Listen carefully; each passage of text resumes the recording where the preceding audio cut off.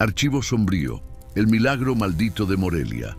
El caso del convento de Santa María de las Sombras, 1899-1900. Testimonios orales, leyendas locales y fragmentos de archivo. En la madrugada del 14 de marzo de 1900, el silencio del convento de Santa María de las Sombras fue roto por un sonido que ninguna de las monjas olvidaría jamás. Era el sonido de martillos golpeando piedra. Un golpe, otro más. Rítmicos, constantes, como el latido de un corazón monstruoso que palpitara en las entrañas del edificio. El eco rebotaba por los pasillos vacíos, se colaba por debajo de las puertas de las celdas, se filtraba en los sueños de las novicias que fingían dormir mientras rezaban en silencio. En el ala este del convento, donde las celdas de penitencia habían sido construidas con muros de 1 metro de grosor, 5 monjas trabajaban a la luz de las velas. Sus hábitos negros estaban manchados de polvo y sudor. Sus rostros, normalmente serenos, mostraban una determinación que rayaba en el terror. Estaban emparedando a una de las suyas. La celda número 7 había sido vaciada de todo, excepto de su ocupante. El catre, la mesa, el crucifijo, la pequeña ventana que miraba al jardín interior. Todo había sido removido. Solo quedaban 4 paredes de piedra y una mujer vestida de blanco. La hermana Clara estaba de pie en el centro de la celda, inmóvil como una estatua, mientras las monjas levantaban el muro de ladrillos que sellaría la única salida. La luz de las velas hacía que su sombra danzara en las paredes, una sombra que parecía moverse independientemente de su cuerpo, que parecía extenderse hacia las monjas que trabajaban con manos temblorosas. La Madre Superiora, Sor Magdalena del Sagrado Corazón, supervisaba el trabajo. Tenía 63 años, había dedicado 4 décadas de su vida a Dios y nunca había imaginado que terminaría haciendo esto. Pero no había otra opción. Lo que estaba dentro de la hermana Clara no podía ser liberado al mundo. Lo que había entrado al convento con ella debía quedarse ahí, sellado para siempre. El muro ya llegaba a la altura del pecho de Clara. Pronto, solo su rostro sería visible. Y luego, nada. Fue entonces cuando la hermana Clara habló. «Volveré», dijo. Su voz era suave, casi dulce, completamente incongruente con la situación. «Siempre vuelvo, ustedes lo saben». La Madre Superiora no respondió. Hizo una señal a las monjas para que continuaran trabajando. Los martillos golpearon con más fuerza, con más urgencia. «Los niños», continuó Clara, «los enfermos, los desesperados. Siempre hay alguien dispuesto a pagar el precio. Siempre hay alguien que abre la puerta». El muro llegó a la altura de sus hombros. Solo quedaba visible su rostro, pálido como la cera, enmarcado por el hábito blanco de novicia que nunca se había quitado. «Y cuando vuelva», susurró, «me acordaré de ustedes, de todas ustedes». La Madre Superiora levantó su crucifijo y comenzó a rezar. Las otras monjas se unieron, sus voces mezclándose con el sonido de los martillos, creando una cacofonía de fe y miedo. El último ladrillo fue colocado, y entonces, desde el otro lado del muro, desde la oscuridad sellada donde la hermana Clara quedaría para siempre, se escuchó algo que heló la sangre de todas las presentes. Una risa. No era una risa de locura ni de desesperación. Era una risa de alegría genuina, como la de un niño que ha ganado un juego particularmente divertido. Una risa que decía, más claramente que cualquier palabra, que esto no era el final, que esto era apenas el comienzo. Bienvenidos al Archivo Sombrío. Soy el guardián de estos documentos olvidados, el investigador que desentierra los casos que la historia prefirió sepultar. Cada semana abro los archivos más perturbadores, las historias que nadie quiso contar, los misterios que siguen sin respuesta después de décadas o siglos. El caso que les traigo hoy es diferente a todos los anteriores. No es la historia de un crimen común, ni de una locura explicable, ni de una crueldad humana que podamos comprender. Es la historia de algo que quizás no deberíamos contar. Algo que, según las leyendas, todavía acecha en ciertos rincones de Morelia, esperando a quien sea lo suficientemente desesperado para buscarlo. Antes de continuar, debo hacer una aclaración importante. Lo que van a escuchar a continuación es una recopilación de testimonios orales y leyendas que han sobrevivido en Morelia. No es una verdad histórica absoluta, sino la memoria oscura de un pueblo. Algunos nombres han sido cambiados, algunas fechas pueden ser imprecisas, algunos detalles han sido adornados por generaciones de narradores. Pero el núcleo de la historia, el horror que la sustenta, permanece intacto. Entremos en el archivo. Antes de continuar, les pido que se suscriban al canal y activen la campanita. Dejen su like si creen que estas historias merecen ser contadas. Y comenten desde qué lugar del mundo están escuchando este caso. Quiero saber quiénes son los guardianes del archivo sombrio. Ahora, adentrémonos en las sombras del convento de Santa María. Esta historia comienza en el otoño de 1899. Primera parte, el convento. Capítulo 1. Santa María de las Sombras. El convento de Santa María de las Sombras se alzaba en las afueras de Morelia, en un valle rodeado de colinas que bloqueaban la luz del sol durante la mayor parte del día. Había sido fundado en el siglo XVII por monjas carmelitas que buscaban un lugar de retiro y contemplación, lejos del ruido de la ciudad. Durante 200 años había cumplido su propósito.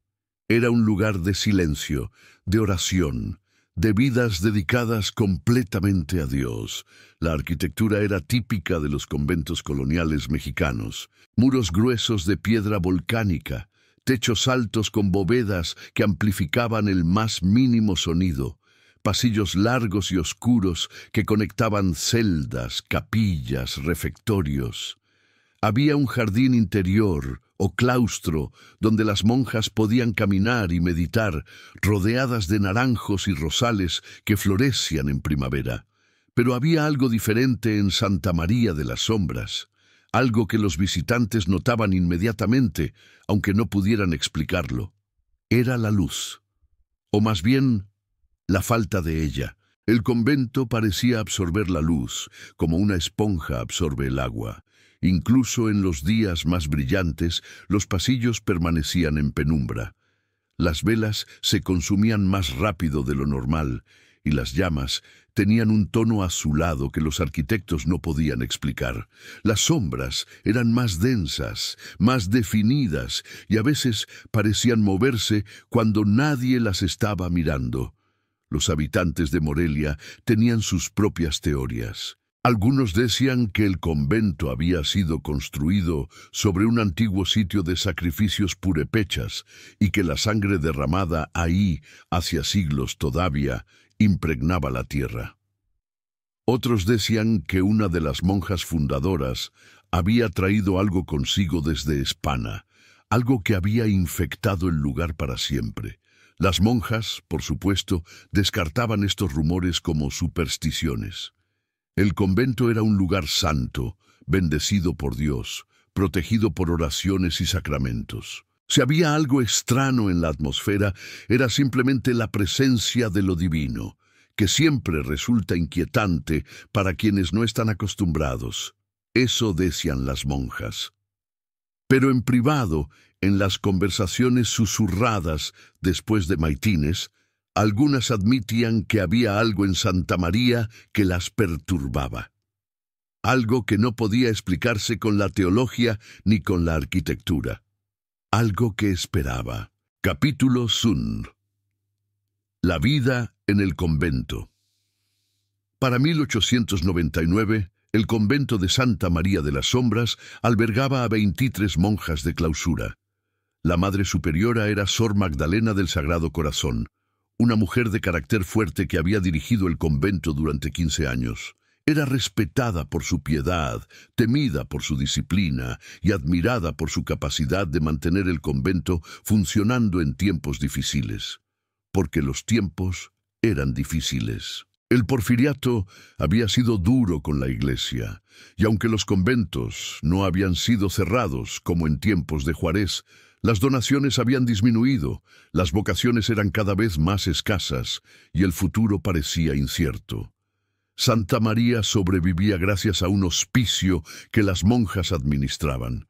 Era un lugar donde los enfermos terminales podían pasar sus últimos días atendidos por las religiosas, recibiendo cuidados y oraciones. No era un hospital en el sentido moderno. No había médicos, no había medicinas sofisticadas. Era simplemente un lugar para morir en paz, rodeado de fe. El hospicio traía algo de dinero al convento, pero también traía sufrimiento.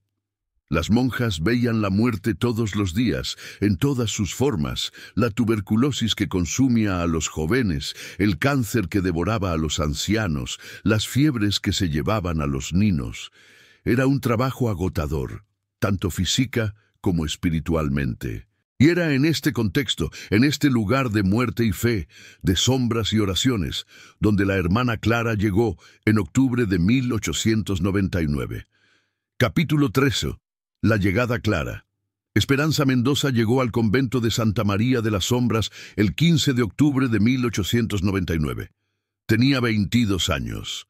Venía de un pueblo pequeño en las montanas de Michoacán, enviada por el párroco local que había reconocido en ella una vocación excepcional.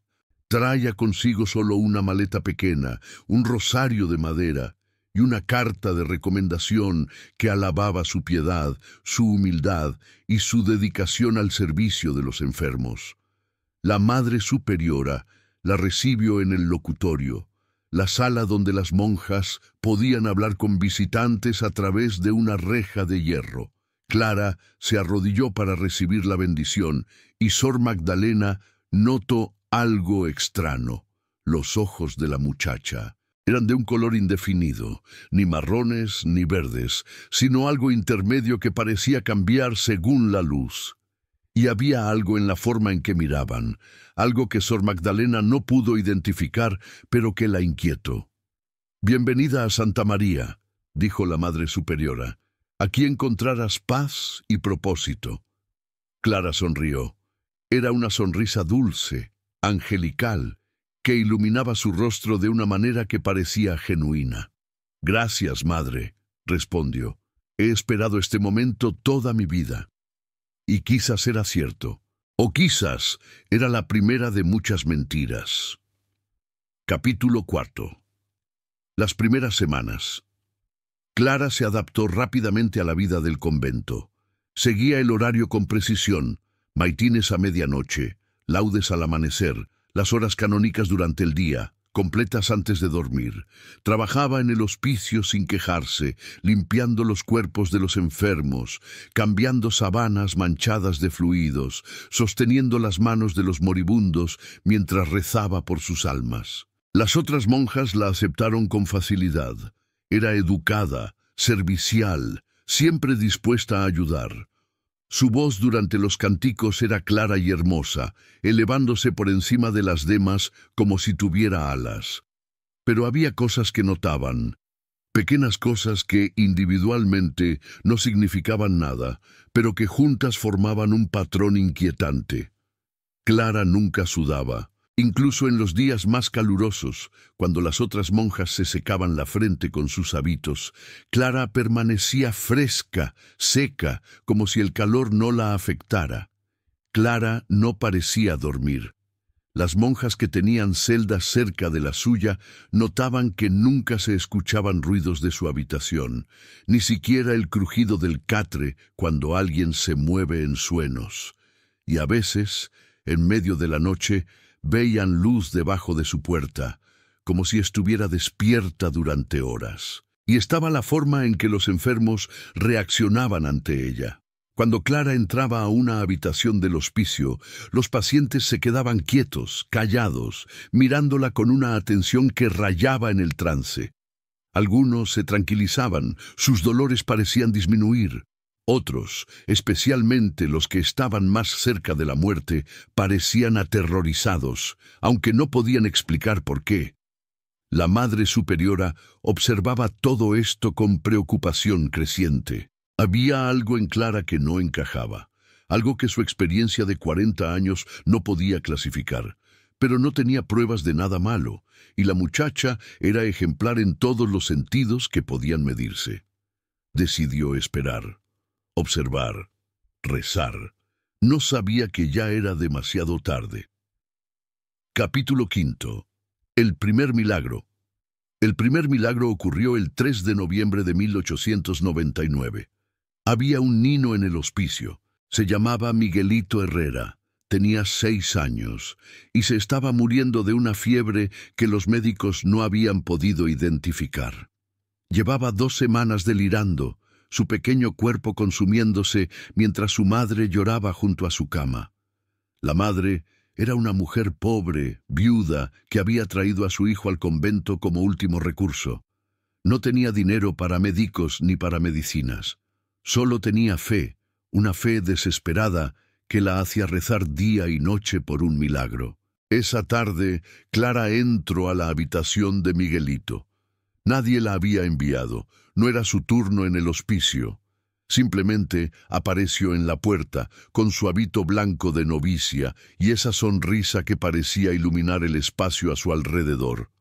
«Déjeme verlo», dijo a la madre. La mujer, agotada y desesperada, asintió. Clara se acercó a la cama. Miró al niño, que ardía de fiebre, con los ojos cerrados y la respiración agitada. Y luego hizo algo que nadie esperaba. Puso su mano sobre la frente del niño. No rezó en voz alta. No hizo ningún gesto dramático. Simplemente se quedó ahí, con la mano sobre la frente de Miguelito, mirándolo con esos ojos que parecían ver más allá de la carne y el hueso. 1 minuto pasó, 2, 3, y entonces Miguelito abrió los ojos. La fiebre había desaparecido, el color había vuelto a sus mejillas. Miro a su madre, miro a Clara, y pregunto si podía comer algo. La madre gritó de alegría. Se arrodilló ante Clara, besando sus manos, llamándola santa, bendita, enviada de Dios. Las otras monjas acudieron al escuchar los gritos y encontraron una escena que ninguna podía explicar. Un niño moribundo, curado instantáneamente. Un milagro. Capítulo 6. La reacción. La noticia del milagro se extendió como fuego en paja seca. Para el día siguiente, toda Morelia hablaba de la monja que había curado a un niño con solo tocarlo. Para la semana siguiente, había gente haciendo fila en las puertas del convento, suplicando ver a la santa, pidiendo que tocara a sus enfermos, que curara a sus moribundos. La Madre Superiora no sabía qué hacer. Por un lado, la Iglesia era cautelosa con los milagros, exigía investigaciones rigurosas, no permitía que se proclamaran santos sin décadas de escrutinio. Por otro lado, había visto lo que había pasado con Miguelito, lo había visto con sus propios ojos. Decidió escribir al obispo pidiendo consejo. Pero mientras esperaba respuesta, la presión aumentaba. Los enfermos llegaban en carretas, en mulas, cargados por familiares que habían caminado días para llegar al convento. Llenaban el patio exterior, acampaban en los alrededores, rezaban día y noche pidiendo la intervención de la hermana Clara. Y Clara, por su parte, parecía feliz. No mostraba orgullo ni arrogancia. Seguía siendo la misma novicia humilde de siempre, pero había algo en sus ojos, una luz que no había estado ahí antes, que brillaba más intensamente cada vez que alguien la llamaba santa. «Solo soy un instrumento de Dios», decía cuando le preguntaban cómo lo hacía. «Él es quien cura. Yo solo soy el canal». Eran las palabras correctas, las palabras que cualquier santo humilde diría. Pero había algo en cómo las pronunciaba, algo en la curva de sus labios cuando las decía, que a la Madre Superiora le parecía casi burlón. Capítulo 7. Los milagros continúan durante las siguientes semanas. Los milagros se multiplicaron.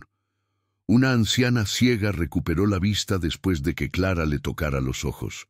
Un hombre paralítico caminó después de que Clara le tomara las manos. Una mujer con un tumor en el vientre despertó curada, el bulto desaparecido como si nunca hubiera existido. Cada curación atraía más gente.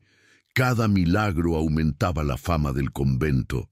El dinero fluía en forma de donaciones. Los suministros llegaban de benefactores que querían estar en buenas relaciones con la santa. Por primera vez en años, Santa María de las Sombras prosperaba. Pero había algo que nadie notaba, o que nadie quería notar. Los curados cambiaban, no inmediatamente, no de forma obvia, pero cambiaban. Miguelito, el primer niño curado, ya no jugaba. Se sentaba en un rincón de la casa de su madre, mirando la pared, sin responder cuando le hablaban. Su madre lo atribuía al trauma de la enfermedad, pero en el fondo sabía que algo estaba mal. Su hijo ya no era su hijo. Parecía el mismo.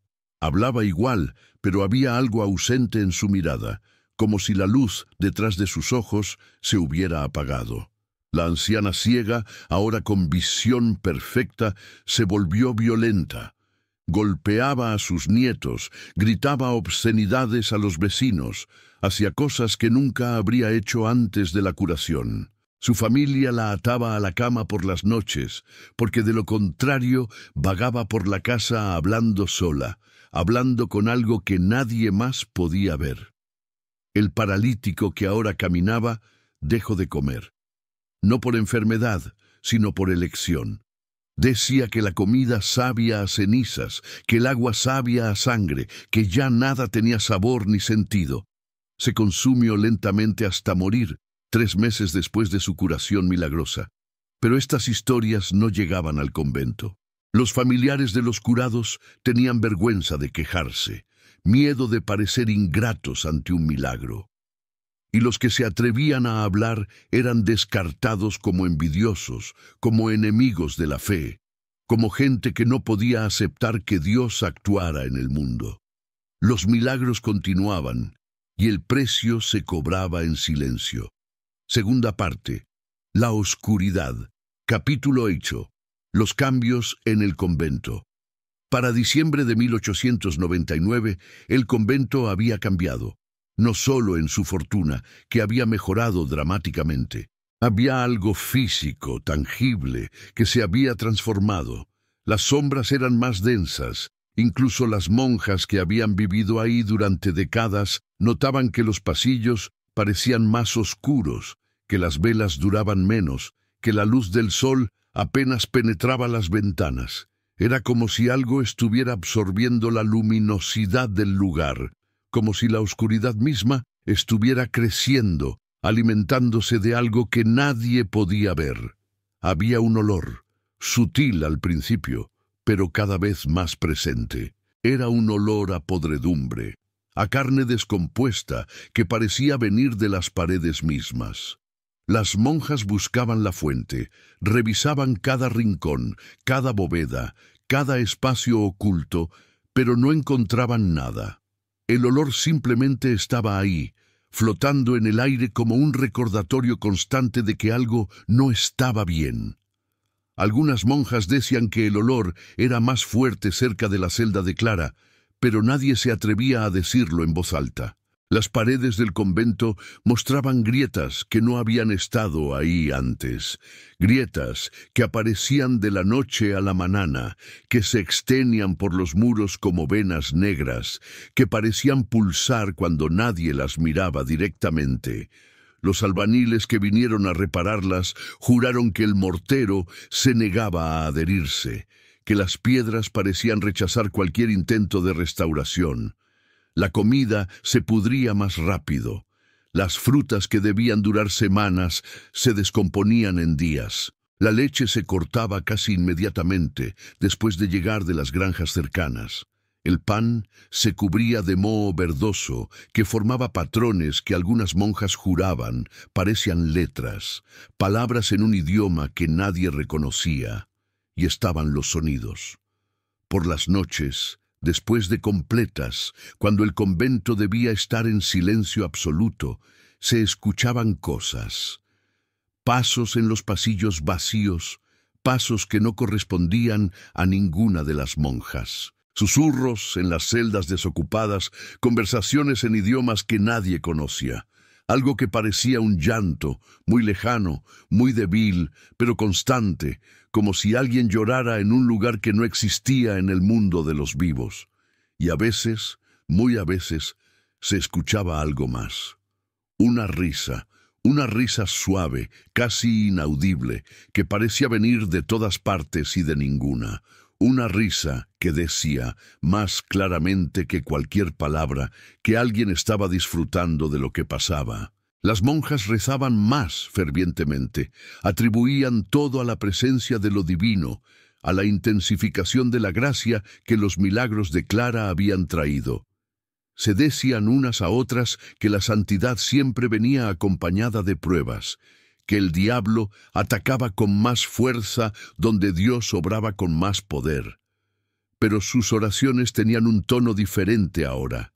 Ya no eran solo alabanzas y agradecimientos, eran súplicas. Súplicas de protección contra algo que no podían nombrar, pero que sentían acercarse cada día más.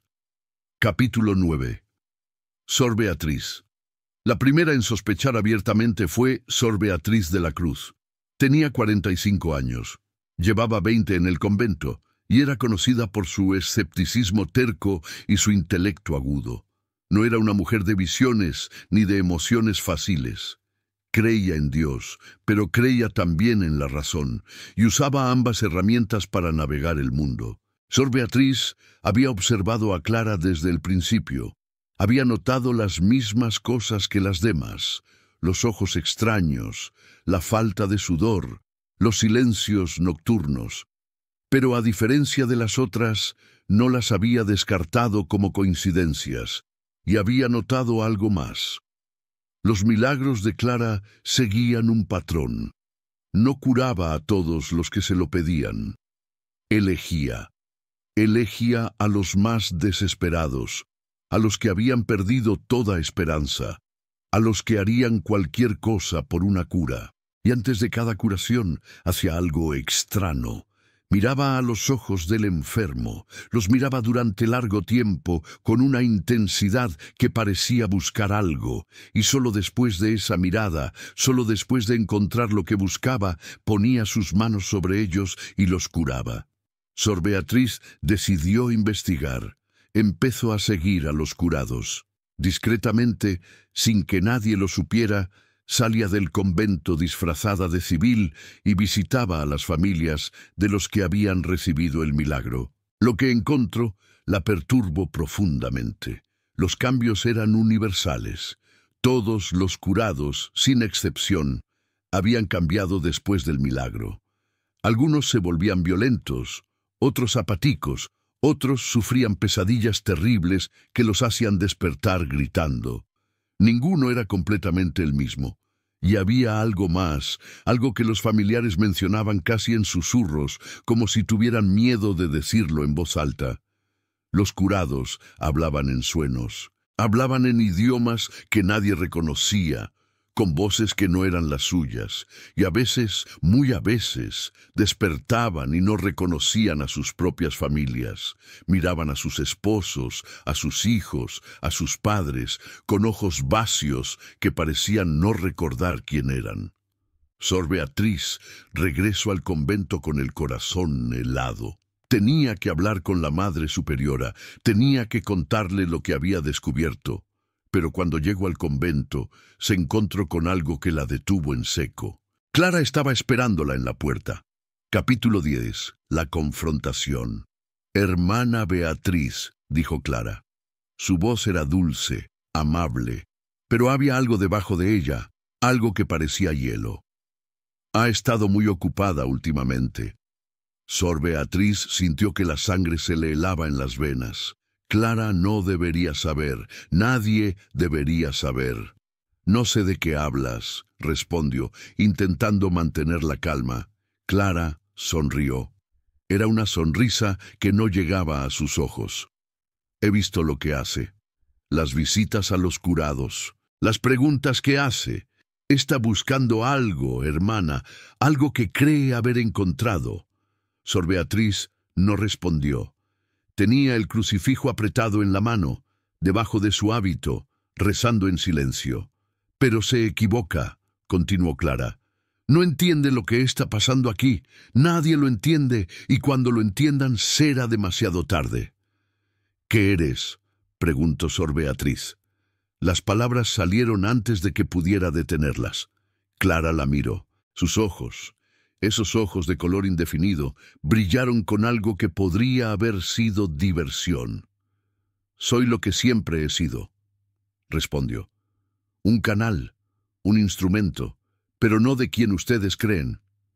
Y luego, como si nada hubiera pasado, su expresión cambió. Volvió a ser la novicia dulce y humilde que todos conocían. «Buenas noches, hermana Beatriz, que descanse bien». Y se alejó, dejando a Sor Beatriz temblando en la oscuridad del pasillo. Capítulo 11. El diario. Esa noche, Sor Beatriz no durmió. Se quedó en su celda rezando, pensando, tratando de entender lo que había presenciado. Clara le había confesado básicamente que no era lo que parecía, que los milagros no venían de Dios, que algo terrible estaba sucediendo. Pero ¿qué podía hacer? No tenía pruebas, solo tenía su palabra contra la de Clara, y Clara era la santa del convento, la hacedora de milagros, la favorita de todos. Necesitaba evidencia. A la mañana siguiente, mientras todas las monjas estaban en maitines, Sor Beatriz hizo algo que nunca habría imaginado hacer. Entró a la celda de Clara. Las celdas de las monjas eran espacios pequeños, austeros, con solo un catre, una mesa, un crucifijo y quizás algunos libros de devoción. No debería haber nada fuera de lo común, pero Sor Beatriz encontró algo. Debajo del colchón del catre, oculto bajo la tela, había un cuaderno. Era viejo, con cubiertas de cuero negro, y estaba lleno de una escritura apretada que Sor Beatriz no reconoció como la de Clara. Lo abrió con manos temblorosas. Lo que leyó la hizo caer de rodillas. Capítulo 12. El contenido del diario. El diario no estaba escrito en español. Estaba escrito en una mezcla de latín, griego antiguo, y algo que Sor Beatriz no podía identificar, pero que parecía más antiguo que cualquier idioma humano. Había secciones que sí podía leer. Fragmentos en latín que describían rituales, oraciones invertidas, invocaciones a nombres que nunca había escuchado. Y había dibujos, diagramas de cuerpos humanos con líneas que los atravesaban, círculos con símbolos que parecían moverse cuando los mirabas directamente, figuras que podrían haber sido ángeles o demonios, dependiendo de cómo las interpretaras. Pero lo que más la perturbó fueron las listas. Había listas de nombres, nombres de personas que Sor Beatriz reconoció. Eran los curados los que habían recibido los milagros de Clara. Junto a cada nombre había anotaciones en ese idioma incomprensible y al final una marca que parecía un contrato firmado, y había una sección hacia el final del diario que estaba escrita en español claro. Era como si Clara, o quien fuera que había escrito eso, quisiera que alguien lo leyera, que alguien entendiera. Decía: «El cuerpo es solo un recipiente.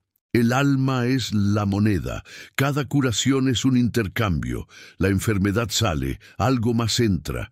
No mato a nadie, solo abro la puerta, solo dejo que lo que espera en las sombras encuentre un nuevo hogar. No es crueldad, Es comercio, es el precio que pagan por vivir un poco más, y cuando haya suficientes puertas abiertas, cuando haya suficientes recipientes llenos, entonces podré salir de este cuerpo y tomar mi verdadera forma. Entonces conocerán lo que soy, y me adorarán. Capítulo 13. La revelación a la Madre Superiora. Sor Beatriz corrió a buscar a la Madre Superiora. La encontró en la capilla, rezando después de maitines. Sin explicaciones, sin preámbulos, le puso el diario en las manos. «Lea esto», dijo. «Lea esto, y dígame que no estamos en peligro». La Madre Superiora leyó. Su rostro, normalmente imperturbable, fue palideciendo página tras página. Cuando terminó, sus manos temblaban. «Dios nos ampare», susurró. «No es Dios quien está obrando aquí», respondió Sor Beatriz. «Nunca fue Dios». La Madre Superiora cerró los ojos. Había dedicado su vida a la fe, a la creencia de que Dios protege a los suyos, de que el bien siempre triunfaba sobre el mal. Y ahora, en su propio convento, bajo su propia nariz, algo abominable había estado operando. «¿Qué hacemos?», preguntó. Era la primera vez en 15 años que pedía consejo en lugar de darlo. «Hay que detenerla», dijo Sor Beatriz, «antes de que sea demasiado tarde». «¿Pero cómo? No podemos simplemente... Ella es una novicia, está bajo nuestra protección». «Ya no es una novicia, ya no es humana, si alguna vez lo fue. Es algo que está usando el cuerpo de esa muchacha, algo que ha estado alimentándose de las almas de los curados». La Madre Superiora miró el diario en sus manos. Las palabras que había leído ardían en su mente. «Hay que consultar al obispo», dijo finalmente. «Hay que...» «No hay tiempo», interrumpió Sor Beatriz. «Cada día que pasa cura a más gente. Cada día que pasa más almas son tomadas. Si esperamos, si dejamos que esto continúe». No terminó la frase. No necesitaba hacerlo. Ambas sabían lo que estaba en juego. Capítulo 14. El plan. Durante los siguientes días, la Madre Superiora y Sor Beatriz planearon en secreto. No podían simplemente expulsar a Clara. La gente del pueblo la adoraba, la consideraban una santa. Si la echaban, habría disturbios, quizás violencia. Y además, según lo que el diario sugería, Clara no se iría fácilmente. Lo que habitaba en ella tenía sus propios planes, y no los abandonaría por una simple orden de expulsión. Tampoco podían matarla. Eran monjas, dedicadas a la vida, no a la muerte. Y además, no sabían si matar el cuerpo detendría lo que estaba dentro. Quizás solo lo liberaría, quizás lo haría más peligroso. La única opción que veían era el confinamiento. Encerrar a Clara de tal manera que no pudiera continuar su obra. Sellarla, literalmente, para que lo que habitaba en ella no pudiera salir ni actuar. Buscaron en los archivos del convento, en los libros antiguos que las fundadoras habían traído desde España, y encontraron algo, un ritual de sellado que había sido usado en tiempos antiguos para contener cosas, entidades que no podían ser destruidas, pero sí aprisionadas. El ritual requería paredes consagradas, oraciones específicas y el sellado físico del recipiente. Emparedamiento. Era una práctica que la Iglesia había usado en la Edad Media para los casos más extremos de posesión. Se encerraba al poseído en un espacio pequeño, se sellaban las salidas y se rezaba hasta que lo que estaba dentro se debilitaba y moría. A veces funcionaba, a veces no, pero era lo único que tenían. Capítulo 15.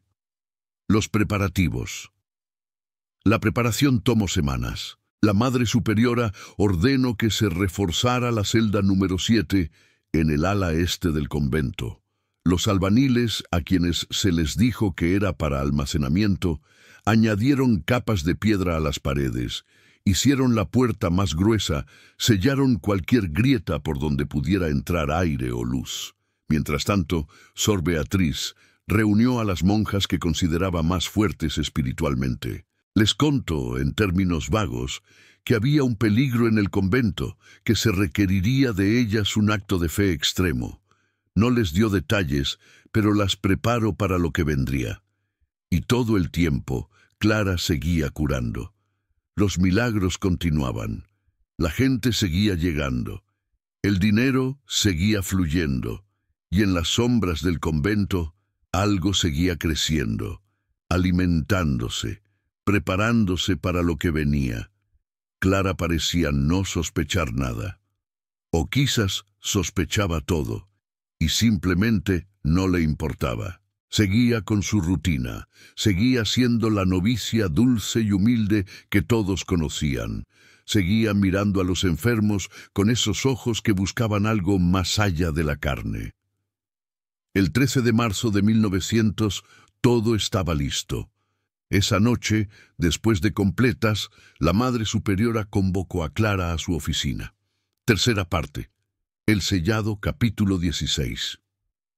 La última noche.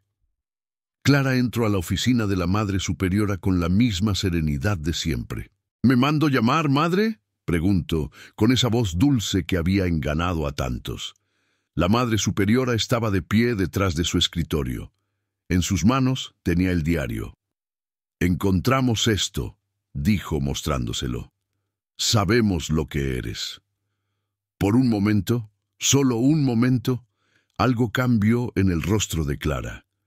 Sus ojos se oscurecieron, sus labios se curvaron en algo que no era una sonrisa, y la temperatura de la habitación pareció bajar varios grados.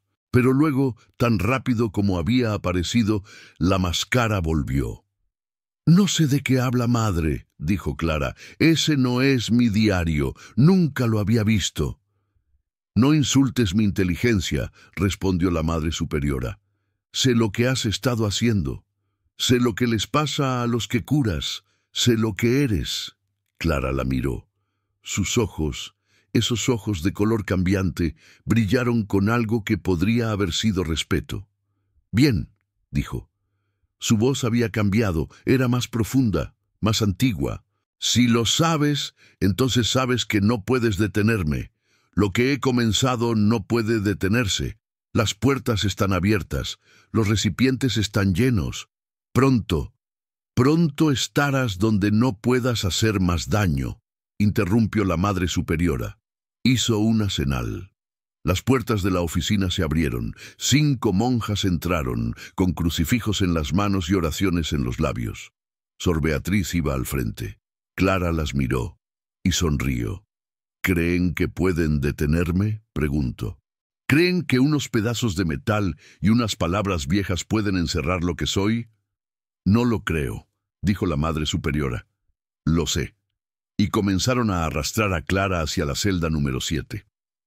Capítulo 17. La resistencia. Clara no se resistió físicamente. No grito, no lucho, no intento escapar. Simplemente camino entre las monjas, permitiendo que la llevaran por los pasillos oscuros del convento hacia el ala este donde la celda esperaba. Pero no estaba pasiva. Hablaba. Mientras caminaban, Clara hablaba y sus palabras eran como veneno. «Sor Beatriz», dijo mirando a la monja que la había descubierto, «tu esposo, el que murió hace 20 años, no fue un accidente, ¿verdad? Tú lo empujaste, y cada noche desde entonces lo ves al pie de tu cama mirándote con esos ojos muertos». Sor Beatriz palideció, pero no se detuvo. «Sor Guadalupe», continuó Clara, dirigiéndose a otra de las monjas, «tu hijo, el que dejaste en el hospicio cuando eras joven, todavía lo buscas en cada niño que cuidamos, ¿verdad? Todavía esperas que algún día lo reconozcas». Sor Guadalupe comenzó a llorar, pero siguió caminando. Clara se volvió hacia cada una de las monjas, revelando secretos que nadie debería saber. Pecados que habían sido confesados y absueltos, vergüenzas que habían sido enterradas hacía décadas. Era como si pudiera ver dentro de ellas, como si pudiera leer sus almas como quien lee un libro. Pero las monjas no se detuvieron. Siguieron caminando, siguieron rezando, siguieron arrastrando a Clara hacia su destino. Cuando llegaron a la celda número 7, Clara finalmente mostró algo parecido al miedo. «No», dijo. Por primera vez, su voz tenía un tono de urgencia. «No pueden hacer esto. No saben lo que están encerrando. No saben». «Sabemos exactamente lo que encerramos», dijo la Madre Superiora. «Y eso es exactamente por lo que lo hacemos». Empujaron a Clara dentro de la celda y comenzaron a levantar el muro. Capítulo 18. El sellado. Los martillos comenzaron a golpear. Ladrillo sobre ladrillo, la pared crecía. La Madre Superiora leía oraciones en latín, bendiciones antiguas que había encontrado en los archivos, palabras de poder que habían sido usadas para sellar el mal desde tiempos inmemoriales. Clara estaba de pie en el centro de la celda, mirando cómo la pared subía. Ya no sonreía, ya no hablaba. Simplemente observaba, con esos ojos que parecían ver más allá de lo visible. Cuando la pared llegó a la altura de su pecho, algo cambió. La temperatura de la celda bajó drásticamente. Las velas que iluminaban el trabajo comenzaron a parpadear, sus llamas volviéndose azules, casi violetas. Las sombras en las paredes comenzaron a moverse, a estirarse, a formar figuras que no correspondían a nada en la habitación. Y Clara empezó a hablar, pero ya no era su voz. Era una voz que parecía venir de muy lejos, de muy profundo, de algún lugar que no pertenece a este mundo. «Creen que esto me detendrá», dijo la voz. «Creen que unas piedras y unas palabras pueden contener lo que soy, pero están equivocadas. Siempre estoy esperando. Siempre hay alguien desesperado, alguien dispuesto a pagar el precio. Y cuando esa persona llegue, cuando abra la puerta, saldré y me acordaré de ustedes, de todas ustedes». La Madre Superiora levantó su crucifijo más alto. Su voz, recitando las oraciones, se volvió más fuerte, más firme. «En el nombre del Padre, del Hijo y del Espíritu Santo, te ordeno que calles, te ordeno que te sometas, te ordeno que permanezcas en este lugar hasta el fin de los tiempos». La pared llegó a la altura de los hombros de Clara. «Volveré», susurró ella. «Siempre vuelvo». El último ladrillo fue colocado, y entonces, desde el otro lado del muro, se escuchó la risa. Capítulo 19. El silencio. Después del sellado, el convento quedó en silencio. Las monjas que habían participado se retiraron a sus celdas, agotadas física y espiritualmente. La Madre Superiora se encerró en la capilla y no salió en 3 días, rezando sin parar, pidiendo perdón por lo que habían hecho, pidiendo fuerza para soportar lo que pudiera venir. Sor Beatriz fue la única que se quedó cerca de la celda sellada. Se sentó en el pasillo, con su rosario en las manos, escuchando. Al principio había ruidos, golpes contra el muro, como si Clara intentara escapar, susurros que se filtraban entre las piedras, palabras en idiomas que Sor Beatriz no reconocía, y a veces, muy a veces, esa risa terrible que decía que nada había terminado. Pero con el paso de los días, los ruidos disminuyeron, los golpes se hicieron más débiles, los susurros más apagados, la risa menos frecuente. Era como si lo que estaba dentro se estuviera debilitando, como si las oraciones y el sellado estuvieran funcionando. Al cabo de 1 mes, no se escuchaba nada. El muro estaba en silencio. La celda número 7 se había convertido en una tumba, y el convento de Santa María de las Sombras volvió a la normalidad, o a algo parecido a la normalidad. Cuarta parte. Las consecuencias. Capítulo 20. Los curados. Mientras el convento se recuperaba, el mundo exterior seguía sufriendo las consecuencias de los milagros de Clara. Los curados continuaban su descenso. Aquellos que habían sido sanados por el toque de la novicia se volvían cada vez más extraños, cada vez más violentos, cada vez menos humanos. Miguelito Herrera, el primer nino curado, dejó de hablar por completo. Se sentaba en un rincón de su casa, mirando la pared, sin responder a nada ni nadie.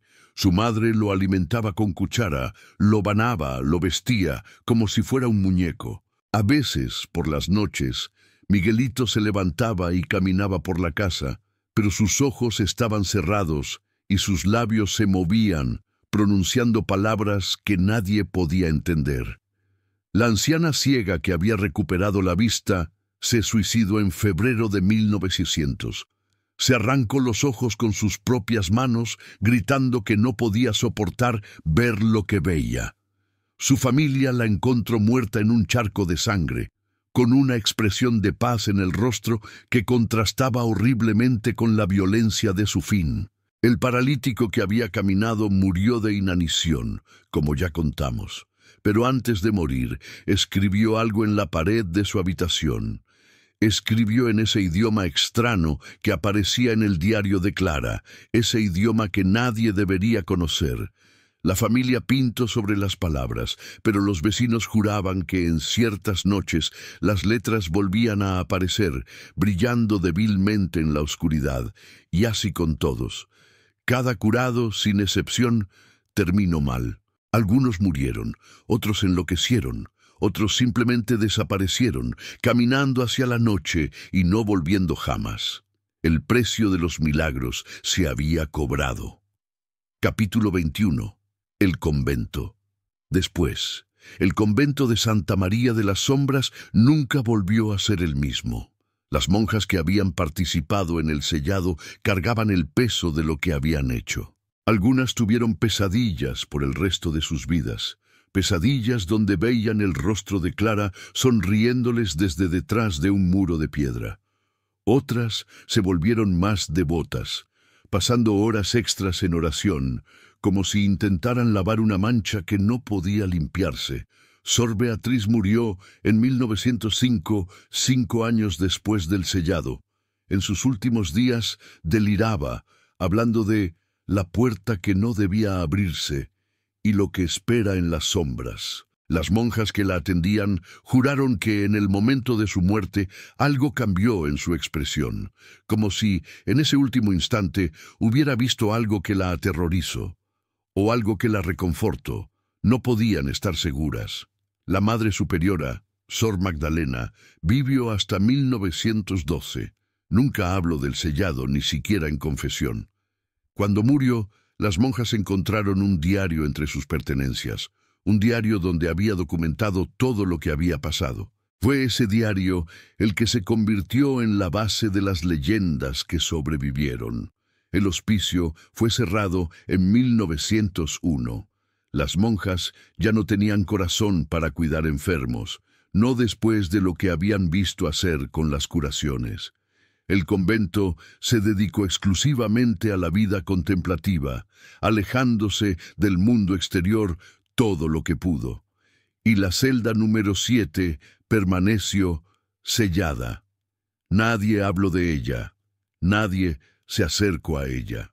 Era como si no existiera, como si ese pasillo del ala este fuera un espacio en blanco en la mente de todas las monjas, pero estaba ahí, y lo que había dentro, si es que seguía ahí, también. Capítulo 22. Los rumores. Con el tiempo, la historia de la hermana Clara se convirtió en leyenda. La gente de Morelia contaba historias sobre el convento, sobre la monja que hacía milagros, sobre lo que había pasado con los curados. Algunos decían que Clara había sido una santa que la iglesia había perseguido por envidia.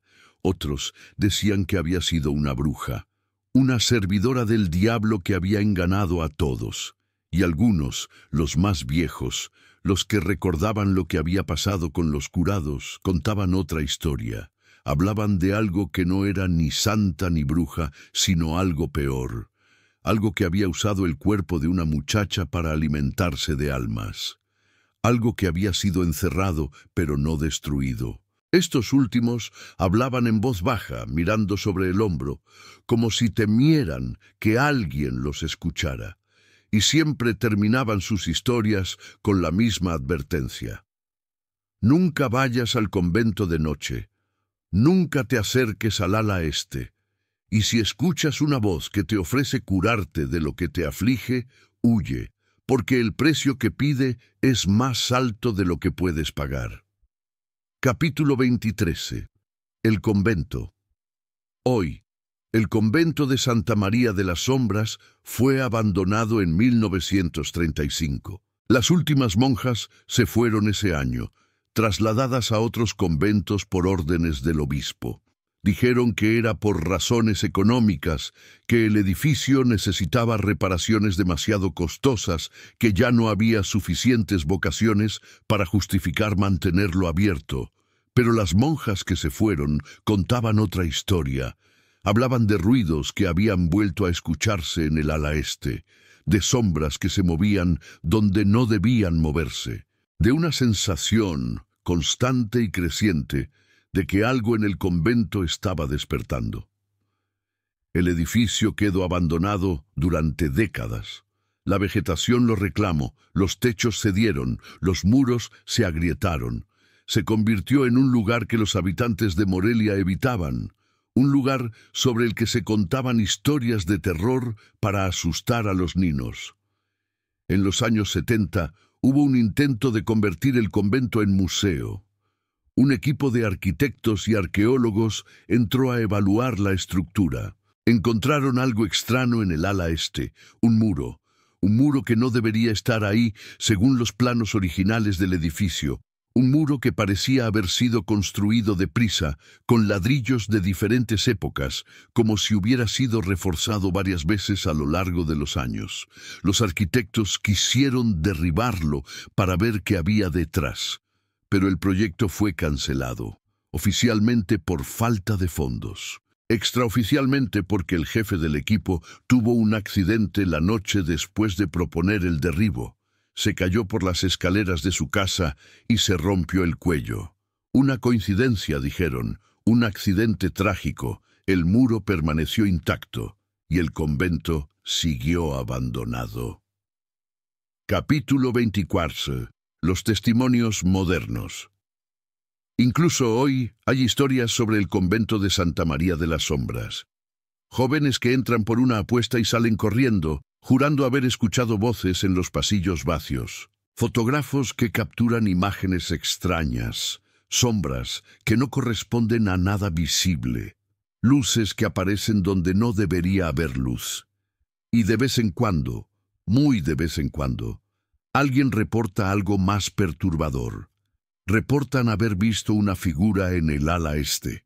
Una figura vestida de blanco, inmóvil como una estatua, que parece mirar a través de las paredes. Una figura que, según quienes la han visto, tiene ojos de un color indefinido, ni marrones ni verdes, sino algo intermedio que parece cambiar según la luz.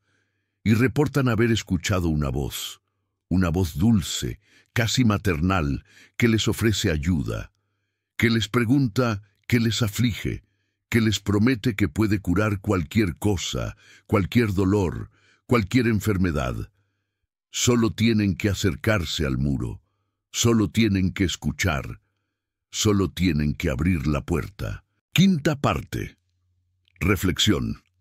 Capítulo 20:15. Preguntas sin respuesta. ¿Qué fue realmente la hermana Clara? Es una pregunta que no tiene respuesta definitiva.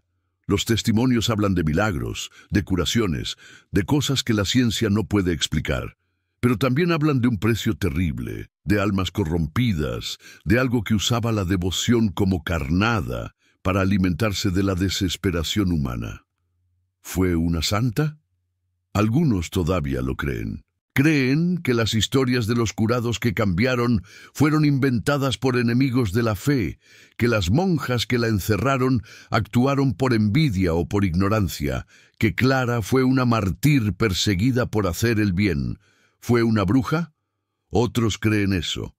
Creen que hizo pactos con el diablo, que vendía milagros a cambio de almas, que fue justamente castigada por su comunidad cuando descubrieron su verdadera naturaleza. ¿O fue algo más? algo que no era ni santo ni demoníaco en el sentido tradicional, algo antiguo, algo que existía antes de que los humanos inventaran conceptos como el bien y el mal, algo que simplemente hacía tratos, intercambios, comercio de lo más precioso que los humanos tienen. No lo sabemos y quizás nunca lo sabremos. Lo que sabemos es que algo pasó en el convento de Santa María de las Sombras, algo que dejó cicatrices que todavía pueden sentirse más de un siglo después, algo que, según las leyendas, todavía espera. Capítulo 26. El legado. La historia de la hermana Clara es una advertencia sobre los milagros que parecen demasiado buenos para ser verdad, sobre las ofertas de salvación que llegan sin que las busquemos, sobre el precio que a veces se esconde detrás de la gracia aparente.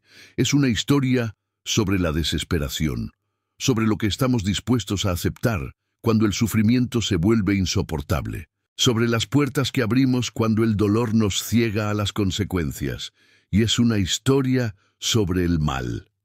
No el mal cartonesco de los villanos de cuentos, sino un mal más sutil, más paciente. Un mal que se disfraza de bien, que usa nuestra fe como arma, que nos hace cómplices de nuestra propia destrucción. La hermana Clara, o lo que fuera que habitaba en ella, entendió algo fundamental sobre la naturaleza humana. Entendió que la gente desesperada hará cualquier cosa por alivio. Entendió que el sufrimiento es una puerta que puede abrirse desde afuera. Entendió que el mejor anzuelo es la esperanza. Y usó ese conocimiento para alimentarse. ¿Cuántas veces hemos hecho lo mismo? ¿Cuántas veces hemos aceptado ofertas sin preguntar el precio? ¿Cuántas veces hemos abierto puertas sin pensar en lo que podría entrar? Son preguntas incómodas, pero la historia de la hermana Clara nos obliga a hacerlas. Capítulo 27. El final terminó como comencé, con el sonido de martillos golpeando piedra, con una mujer vestida de blanco siendo sellada detrás de un muro, con una risa que prometía que nada había terminado. La hermana Clara fue emparedada en la madrugada del 14 de marzo de 1900. Su cuerpo, si es que todavía está ahí, nunca fue recuperado. El muro que la sella nunca fue abierto. Pero las leyendas dicen que no está muerta. Las leyendas dicen que algo como ella no puede morir, solo puede esperar.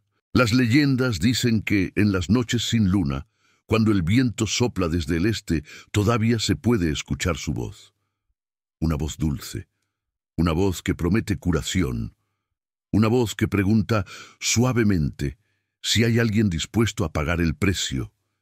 Quizás son solo leyendas, quizás son solo historias que la gente cuenta para asustar a los niños, para explicar lo inexplicable, para darle forma a miedos que no tienen nombre. O quizás no. Quizás la hermana Clara todavía espera, detrás de su muro de piedra, en el ala este de un convento abandonado.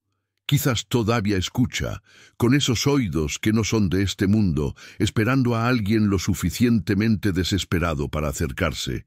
Quizás, en este preciso momento, alguien en Morelia está sufriendo, alguien está enfermo, alguien está muriendo, alguien está dispuesto a hacer cualquier cosa por un milagro. Y quizás, sin saberlo, esa persona está caminando hacia el convento, atraída por una voz que nadie más puede escuchar.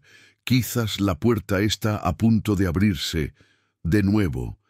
Y así concluye el caso del milagro maldito de Morelia, una historia de fe y engano, de esperanza y horror, de milagros que costaban más de lo que aparentaban.